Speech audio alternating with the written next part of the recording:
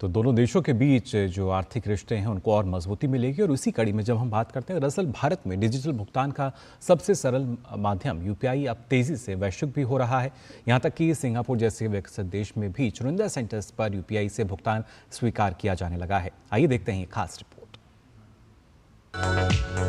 भारत में डिजिटल भुगतान का सबसे सरल माध्यम यूनिफाइड पेमेंट्स इंटरफेस यानी यूपीआई अब तेजी से वैश्विक होता जा रहा है। सिंगापुर जैसे विकसित देश में भी चुनिंदा सेंटर्स पर यूपीआई से भुगतान स्वीकार किया जाने लगा है।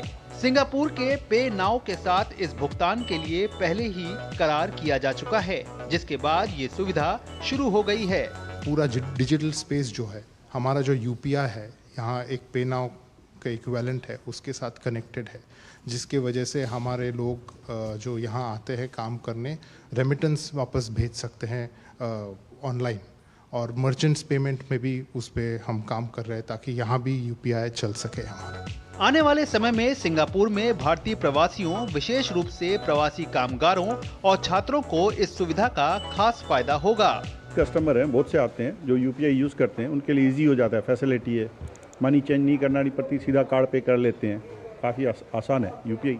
बहुत टूरिस्ट यूज़ कर रहे हैं। बहुत अच्छी बात है कि इस टाइप से ट्रांजैक्शन भी होगा, टूरिस्ट के लिए ईजी होगा, तो उतनी ज़्यादा सेलिंग भी बढ़ेगी। यूपीआई चलता है वो तो हमको पता है, अब उतने ज़्यादा पहले जैसा नहीं है कि आपको एक्सचेंज करना पड़ेगा, वो आसान हो गया। हम लोग उतना परेशान नहीं होता है, अभी डायरेक्ट यूपीआई से ट्रांजैक्शन हो पाता है, तो एक्सचेंज करने में भी हम लोग को तकलीफ होता था पहले, अभी तो बढ़िया है, अभी कुछ नहीं है, दिक्कत नहीं है। भविष्य में यूपीआई के जरिए सिंगापुर से भारत तुरंत पैसों का हस्तांतरण भी किया जा सकेगा।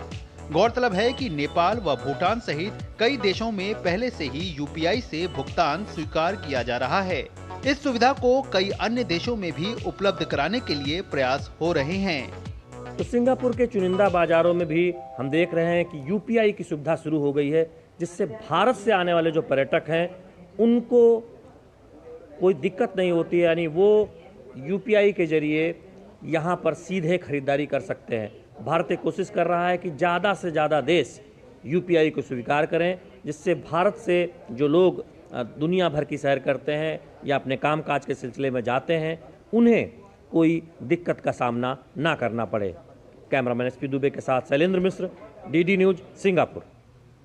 तो जाना आपने कैसे भारत की जो पेमेंट प्रणाली है वो अब ग्लोबल लगातार होती जा रही है। खबरों में आगे बढ़ते हैं। राष्ट्रपति